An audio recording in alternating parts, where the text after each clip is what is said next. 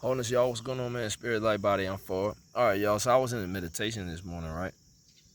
And I see this tree on the astral plane. And then this tree begins to be swarmed with like this black smoke, right?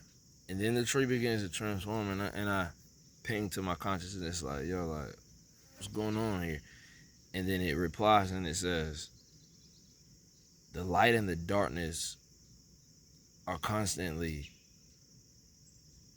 transforming us, is how it was put. That was the word that was used. It's constantly transforming us, meaning that, think about it, from day one, even this land, like, yo, it rains, it washes, it never stays the same. It's constantly just tiny little fluxes. You see what I'm saying? So I was like, man, like, dang, that was kind of deep. That kind of hit, you know. And then another thing that came across in the meditation was karma. And I've been talking about this for some time now, and I've been wanting to talk about that anyway. That dealing with karma, like, you hear people talk about karma, karma, karma. Well, you need to go to the origin of that, when that was being used and what it originally meant, right? And it originally meant action. So it's not like it's some force that's out to punish you. That's baloney, man. That's not the truth. The truth is that your actions is what shapes your future. So your past actions and past lives can influence you right now. See what I'm saying? What you do right now definitely is going to influence you for the better or the worse.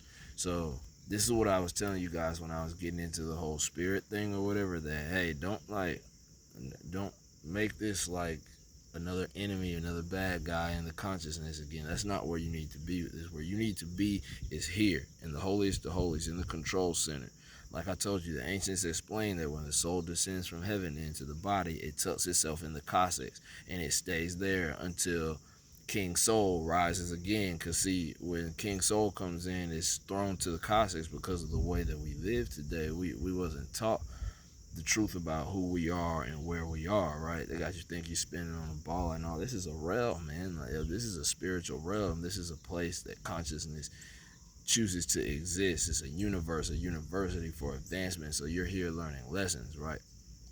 So again, like I was saying, this all comes around, bring it back on around, full circle, right? That this all comes around to you getting control of yourself, getting control of your consciousness, getting back in the seat, being in control of the wheel. Because like we talked about before, if you're not in control of your wheel, you behind this. What's controlling it? It's kind of scary. So you need to be in control of that. And we already talked about what could be potentially controlling this. If you're doing things that say, hey, I'm going to do this, and then you get this conflicting thought, and then you end up doing something else. And I mean, it happens to me sometimes, but it's just about being conscious of it. You see what I'm saying? And like, yo, hold on.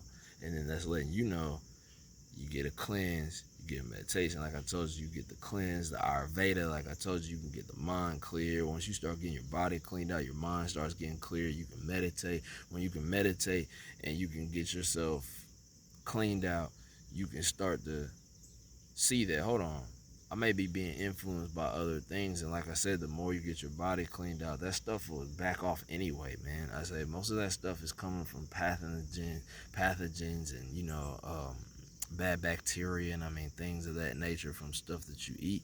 And then if you go all these years without cleaning your body out, some type of detox, some type of organ detox, you see what I'm saying? Yo, the gut is the number one, like I told you. Because if you look at the 3 weeks old embryology, the first organ, I used to think it was the heart that formed, but the first organ that forms is the gut. So we know in Ayurveda, anytime you got any type of illness, it does not matter what it is, first place you go to is the gut. We've already been talking about this. So it cleans out the colon, and the next thing you know, and that's the biggest cog, that the bowels, right? You see what I'm saying? There's a metaphor in the Bible that talks about the Archangel Micheal against Satan. So what is that really? You see what I'm saying? Well, this was heaven. See what I'm saying?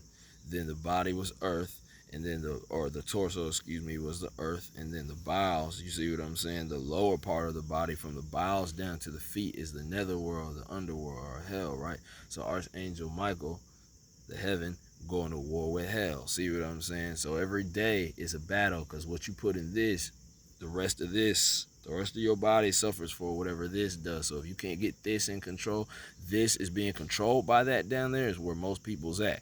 Their bowels or their gut is controlling this, when this should be making the decisions for this down here, and not the vice versa. You see what they mean in occultism when they showing you the hangman? You see what I'm saying? The inverted 5-point star, wholeness.